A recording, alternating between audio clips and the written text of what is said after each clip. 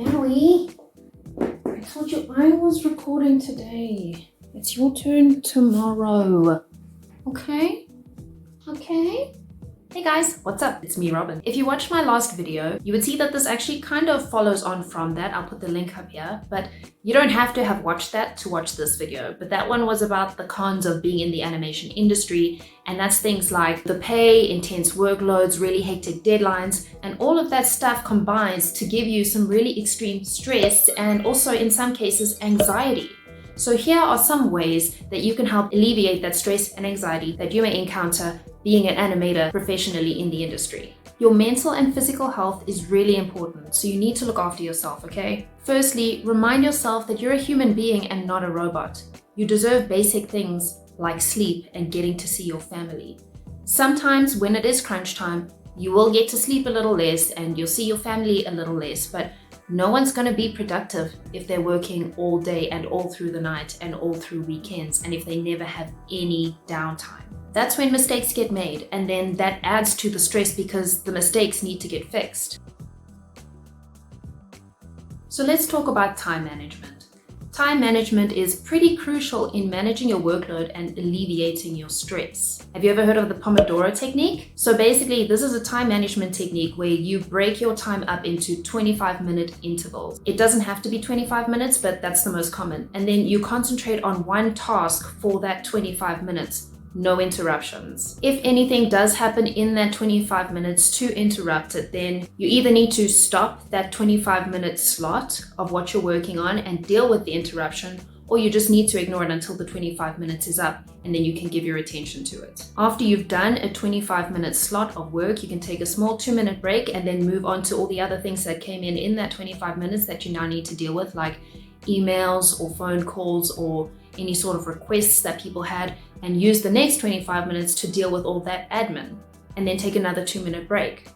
After you've done 4 of these 25-minute slots, you can take a longer, like 15-minute break to go and get some coffee or some water or whatever you need to do in that time. So for those 25-minute slots, you're literally concentrating on just the one task in front of you with nothing else coming in to interrupt your flow. Flow is really important with creative work because you get into the flow of this thing, and that's when you're really at your most productive and optimal creatively. And when all these things are coming in, like emails, WhatsApp, something interesting pops up on your browser, that really interrupts your flow, and it means that you can't work at your optimal level, which adds to your stress. It also means that when you've got 100 things coming in at once, all these things are vying for your attention, and it really stresses you out because you feel like you're getting pulled in 100 different directions and you don't actually know where to give your full attention to. So limiting it to one thing every 25 minutes is really going to help you feel a lot less stressed out. So if you have a couple of shots to work on, you can decide, okay, for this 25-minute slot,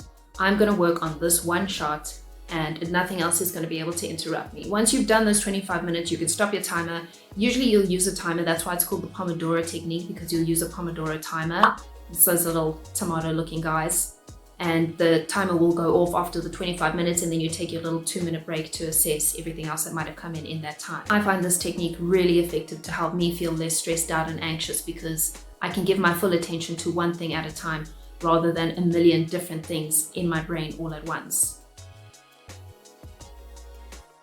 The next thing you can do, if you don't already, is have a to-do list or a checklist of all the things you actually need to do in your day, so that it's not all sitting in your brain making you feel really anxious and stressed because you have to keep track of all this stuff. So literally just in your Google Docs or on pen and paper or wherever, every time a thing comes in that you need to deal with, just put it down there so that your brain doesn't feel overloaded with trying to remember every little thing you need to do in that day, as well as deal with the actual work that you need to do, because you're going to be working on a shot and trying to figure that out or troubleshoot some problem, and at the same time your brain is thinking, oh, I still need to reply to that email, and I still need to do that budget, and I need to return that phone call, and I need to address all the feedback that I got earlier today in our meeting, and I need to schedule that other meeting for later today. And there's just no way that you can feel calm and productive and focus on the work at hand if your brain is trying to deal with all these other things at once as well. You're just going to end up dropping balls. You're going to forget to do stuff, which is just going to add to your stress and anxiety.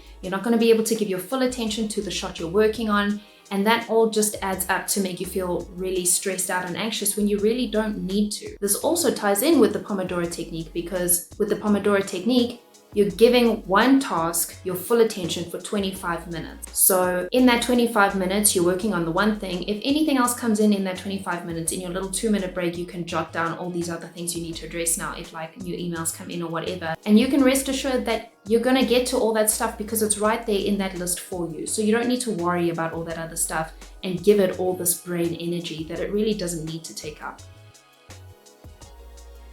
My next tip is to actually pace yourself depending on the complexity of the shots that you're working on. So for instance, if you have 2 shots you need to do in that day or work on, make progress on in that day, you've got one that's really complex and you've got one that's a little more simple. You work on the complex one for a few hours, probably best in the morning when you have, the energy and the brain capacity to deal with that and figure out whatever issues you may come into with the complex shot. And then to give yourself a little bit of a break later, you work on the easier shot when you're feeling a little more drained. Maybe you've just had lunch and you're like a little bit tired, you've got that mid-afternoon slump.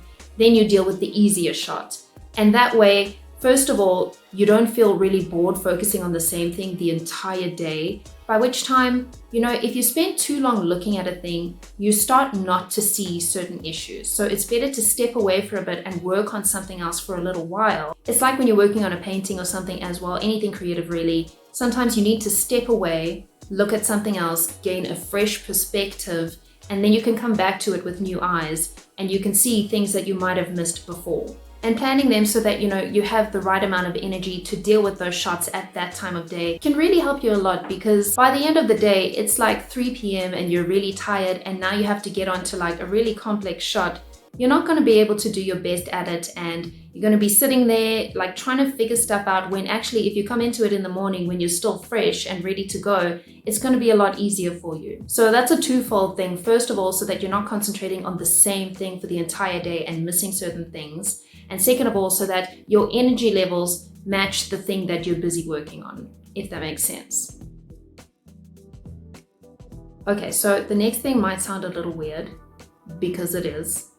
But I've actually spoken about this to other people before and they agree with me that it works for them too. So I'm just gonna tell you as a gift, even though it's kind of weird, lying on the floor.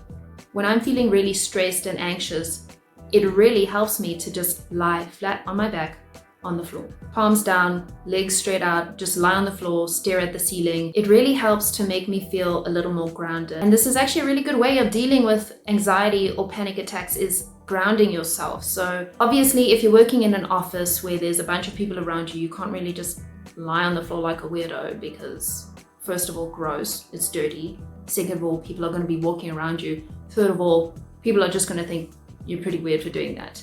So obviously now I'm working at home. I've been working at home for, almost a year now because of COVID. So I can just lie on the floor, no problem. But if you're in a situation where you can't, you can also just go to a wall, sit down on the floor with your back flat against it, bend your knees and just concentrate on your breathing for a while. But it helps to just also step away from the desk for a little while, because it can get really stressful. You're sitting in this bubble with your 2 screens or 1 screen in front of you. You're sitting in this office chair, keyboard in front of you for like 10, 12 hours a day. And it really can just become this little bubble of hell sometimes when, things are really intense. So it's good just to get away from that environment for a little bit. So using those techniques to deal with anxiety, like lying on the floor, lying with your back against the wall, wherever you can just get some peace and quiet and be alone to concentrate on your breathing.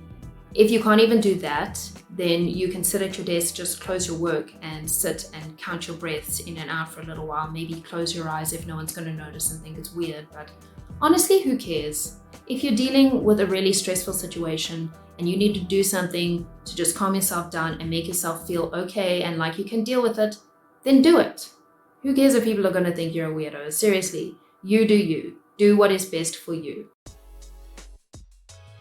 So another thing, which is kind of like duh, but it's really underestimated in importance, is taking care of your general physical health in terms of getting enough sleep, eating healthy food, getting some exercise, and staying hydrated. Sleep is so crucial to your general physical and mental well-being. If you haven't had a good night's sleep, then it can be really difficult to deal with things that stress you out. Whereas usually if you'd had like a good 7 to 9 hours of sleep, these things might seem like really little things to you. But if you come in and you're really sleep deprived, everything feels a lot bigger and a lot more stressful than it might seem on another day. Lack of sleep also really negatively affects your concentration and your productivity. And if you can't concentrate on what you're working on, if you can't be productive, then that stresses you out because you know that you need to finish this amount of work by this deadline and you're really struggling to. So you need to take care of yourself in terms of getting enough sleep. And it's the same thing with eating a healthy diet. I don't want to be like your mom and tell you to be healthy and eat and hydrate and whatever, but it's actually really important. If you're not eating a good diet, if you're hitting these slumps, if you're just like consuming all this caffeine that's going to make you peak and then hit a slump and be really unproductive and just generally feel sluggish and low energy, it's going to affect your work and you're just going to feel crap. And feeling crap stresses you out because it's not nice. Exercise is also really important because as animators, we spend a lot of time just sitting in front of our computers. Our blood is not flowing properly. We're not getting rid of all this nervous energy, of all the stress and anxiety that's coming in from our jobs. So you really do need to exercise, first of all, to keep your heart healthy because stress is not good for it. So you need to counter that with the exercise. And also just to get out that nervous energy, all that adrenaline that comes in from the stress and the deadlines and dealing with all this stuff. It needs a place to go, and otherwise it's just going to stay in you as nervous energy. So exercise is really good for getting that out of you. And things are just a lot easier to deal with when you feel good and you feel healthy and you know that you're taking care of yourself. It's just better to treat your body well because that flesh vessel is the only one you have. And that is what is carrying you through life. And how your body feels affects how your mind feels and how you feel emotionally. And now this one is really important. You need to have boundaries, especially in an industry where boundaries do get pushed in terms of amount of time expected to be put into a job or, the lengths you're going to go to meet a deadline or get a really perfect shot. We work to live. We don't live to work. I definitely don't believe that we were put on this planet to, make our bosses happy. Your family should come first and your mental health should come first. There's no point working yourself to death if you're going to get a heart attack or if you're going to end up being so unhappy with your life that you don't want to stay in it anymore, which happens far too often. And that cost is just not worth meeting any deadline.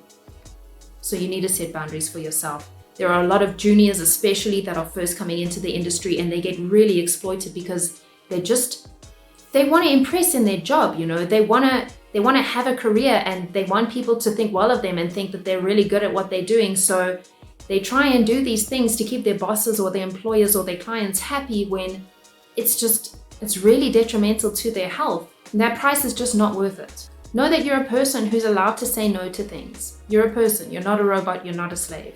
If you're getting asked to do something that really is unreasonable, speak up about it. It might be really difficult and stressful at first. It's difficult to speak up about these things and set boundaries professionally because you don't want people to think badly of you. You want to do well in your job, you want to do well in your career, you want people to respect you, but certain lines do need to be drawn. And in the end, people respect people who have boundaries, People don't respect pushovers. It has to be in reason, obviously. You are going to have to do overtime sometimes, but, a reasonable amount, not a ridiculous amount. So these are the things that I do to help me with my stress and my anxiety. I do have anxiety problems and these genuinely do work for me. Sometimes I start slipping up, like if it's a really intense day, and I feel like I just don't have time to go and make a list of all the things I still need to deal with. Those are the days when I feel the most stress, the days when I try and deal with everything as it comes in rather than giving one thing my full attention for 25 minutes. Those are the days when I just feel like, things are just way too overwhelming and I can't deal. So give them a try. It can't hurt. I hope that some of these tips, if not all of them, can help you if you're dealing with stress and anxiety in your job. And rest assured knowing that you're not the only one. It's not that you're weak. It's not that everyone else is just dealing with life perfectly and you're the only one struggling. We're all in it. We're all going through it. We all deal with stress and anxiety at some point in our lives. You're not the only one. You're not alone. So I really hope this video helped. If you like it, please hit the subscribe button, turn on notifications so you don't miss out on the others. give the video a like, and thanks for watching. Love you. Bye!